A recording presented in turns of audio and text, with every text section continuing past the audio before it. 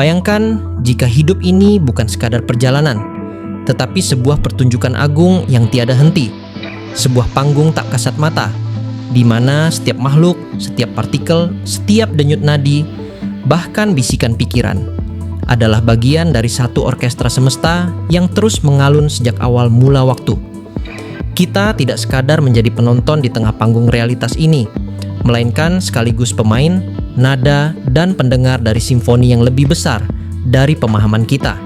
Sebuah karya musik kosmik yang terus berlangsung dan merangkum seluruh eksistensi. Apakah realitas dibentuk dari bawah ke atas? Dari elemen-elemen kecil yang perlahan menyusun tatanan kompleks, seperti dalam pandangan emergentisme? Atau mungkinkah sebaliknya, bahwa ada satu entitas agung, satu kesadaran kosmik, atau hukum-hukum metafisis yang melingkupi dan memandu entitas-entitas kecil yang menyusunnya? Kenyataannya, kita sedang berada di tengah tarian dua arah yang menakjubkan.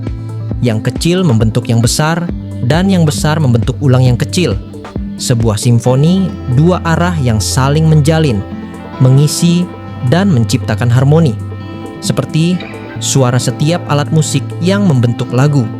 Namun lagu itu sendiri memberi arah kepada cara setiap alat dimainkan, menciptakan makna dan struktur dalam sebuah tarian tanpa akhir.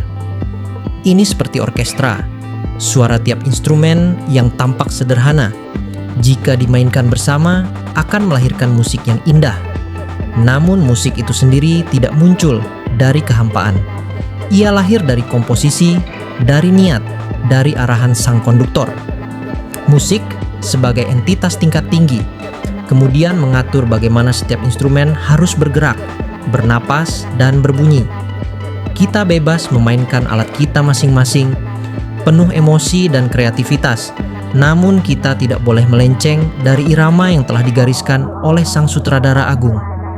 Seperti dalam kehidupan, ada kebebasan untuk memilih, tetapi arah dan keharmonisannya tetap bergantung pada bagaimana kita menyatu dalam irama besar semesta. Dan dalam irama itu terdapat pesan tersembunyi, bahwa keberadaan kita bukan kebetulan, melainkan bagian dari tatanan suara yang telah dirancang dengan presisi dan kasih. Para ilmuwan telah menemukan bahwa struktur besar alam semesta menyerupai struktur jaringan saraf otak manusia. Jalinan galaksi dan filamen ruang angkasa terlihat seperti neuron-neuron kosmik yang berinteraksi dalam satu kesadaran besar. Seolah-olah alam semesta ini bukanlah benda mati, tetapi pikiran yang hidup. Di sisi lain, dalam dunia mikroskopik, eksperimen celah ganda menunjukkan bahwa partikel dapat berubah wujud hanya karena disadari. Seolah-olah semesta ini dalam diamnya tengah menunggu kesadaran kita untuk menentukan bentuknya. Maka, apakah kesadaran kita hanyalah reaksi atas dunia, atau justru penyebab lahirnya dunia itu sendiri? Apakah kita ini sekadar gema dari realitas luar, atau justru pencipta dari getaran yang melahirkan realitas itu sendiri? Kesadaran yang dulu dianggap sebagai produk akhir otak manusia, kini mulai dilihat sebagai pondasi dari segala hal. Ia bukan hasil, tetapi sebab. Ia adalah konduktor tak terlihat yang tidak hanya mengarahkan simfoni ini, tetapi juga menciptakan partitur di setiap detiknya. Dalam tubuh manusia, pikiran dan perasaan terbukti mampu memengaruhi ekspresi genetik melalui jalur epigenetik.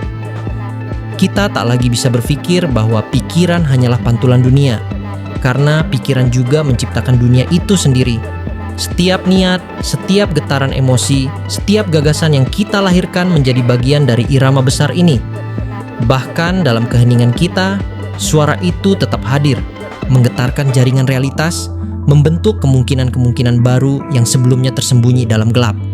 Sementara dalam tatanan sosial, nilai dan budaya yang lahir dari individu justru kembali membentuk individu yang lain, menciptakan lingkaran sebab akibat yang membentuk peradaban. Kita menciptakan hukum, lalu hukum membentuk perilaku kita. Kita merumuskan norma, lalu norma membatasi atau membimbing kita. Dunia ini bukanlah ruang kosong tanpa makna. Ia adalah ruang gema, tempat suara individu membentuk dunia, dan dunia membentuk kembali suara individu. Sebuah resonansi dua arah, seperti simfoni yang saling mengisi antara instrumen dan partitur. Dalam setiap interaksi, terdapat umpan balik, sebuah pantulan dari suara-suara sebelumnya yang membentuk simfoni sosial penuh dengan kompleksitas, ironi, dan keindahan tak terduga. Fenomena fraktal dan holografik di alam menambah lapisan keajaiban ini. Dalam fraktal, pola keseluruhan tercermin dalam bagian terkecil. Dalam hologram, setiap bagian kecil menyimpan informasi tentang keseluruhan gambar. Begitu pula manusia. Kita bukan sekadar bagian dari semesta, kita adalah gambaran miniatur dari keseluruhan itu. Kita adalah gema dari sesuatu yang agung, dan suara kita memiliki arti dalam keseluruhan orkestra eksistensi. Dalam sebutir debu pun, terdapat hukum-hukum yang sama yang mengatur gerak bintang. Dalam seulas senyum pun, terkandung riak-riak sejarah, genetik, dan spiritual yang menjalin kita dengan asal-muasal dan masa depan umat manusia. Simfoni ini tidak pernah diam. Ia terus bergerak mengikuti irama waktu, tapi waktu pun bukan garis lurus, melainkan spiral pengalaman. Masa lalu, kini, dan masa depan hanyalah penanda dalam cerita besar kehidupan yang sudah ditulis dalam partitur agung. Di luar panggung, waktu yang kita alami tidak ada, hanyalah ilusi. Kita seperti aktor yang lupa sedang berada di panggung, memainkan naskah tanpa sadar bahwa semua telah digariskan oleh tangan-tangan tak terlihat.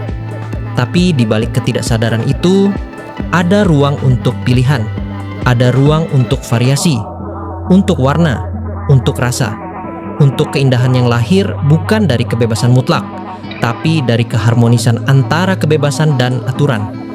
Dan di sanalah makna hidup menemukan bentuknya, bukan dalam kebebasan mutlak yang membingungkan, tetapi dalam kebebasan yang bermakna karena diarahkan oleh cinta, nilai, dan kesadaran kolektif. Lalu pertanyaannya adalah, apakah kita benar-benar sadar sedang memainkan alat musik kita? Apakah kita mendengarkan irama agung yang membungkus semesta ini, atau hanya memainkannya secara acak tanpa menyadari alur besar yang sedang dibentuk? Apakah kita tahu kapan harus diam, kapan harus bersuara, dan kapan harus menyatu dalam harmoni? Apakah kebebasan kita nyata, atau hanya sekadar improvisasi yang dibolehkan dalam satu tema besar komposisi kehidupan? Apakah suara kita menyatu dalam harmoni kolektif umat manusia, atau justru sumbang dan menjauh dari resonansi kesadaran ilahi? Apakah kita bagian dari musik yang membawa kedamaian, atau hanya riuh yang kehilangan arah? Dan apakah kita cukup peka untuk menyadari kapan sebuah nada tidak lagi selaras dengan semesta, dan punya keberanian untuk menyesuaikannya? Dunia ini bukan panggung yang hening, ia adalah panggung orkestra. Kita adalah musisi-musisi spiritual yang diberikan kebebasan terbatas untuk memainkan instrumen kita. Kita tidak menentukan keseluruhan lagu, tetapi kita punya tanggung jawab penuh atas bagaimana kita memilih memainkan bagian kita. Dalam denting nada kita, ada potensi untuk menciptakan keindahan atau kehancuran. Kita hidup bukan dalam isolasi, melainkan dalam ruang resonansi, di mana setiap tindakan dan pikiran kita memantul dan mengubah keseluruhan harmoni.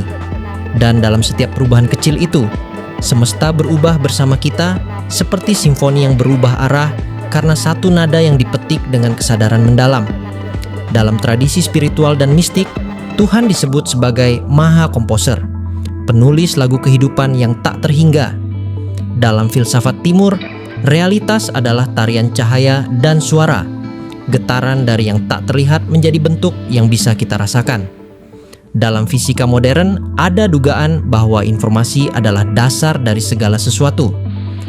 Jika benar demikian, maka semesta bukanlah sekadar materi, melainkan irama, bukan hanya ruang, tetapi musik. Dan kita adalah nada-nada yang sedang dimainkan dan sekaligus ikut memainkan.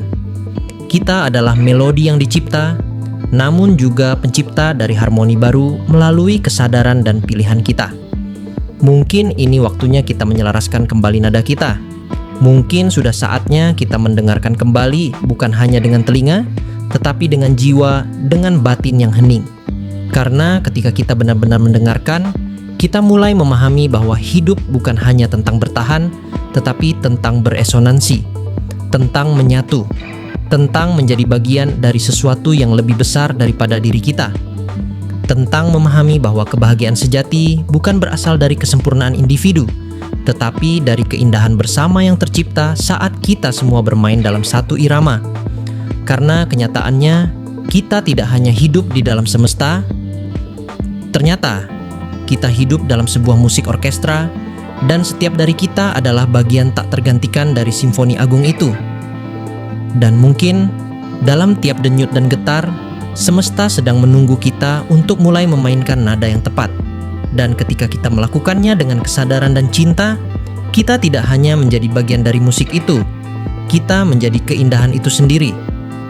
Sekian untuk pembahasan kali ini.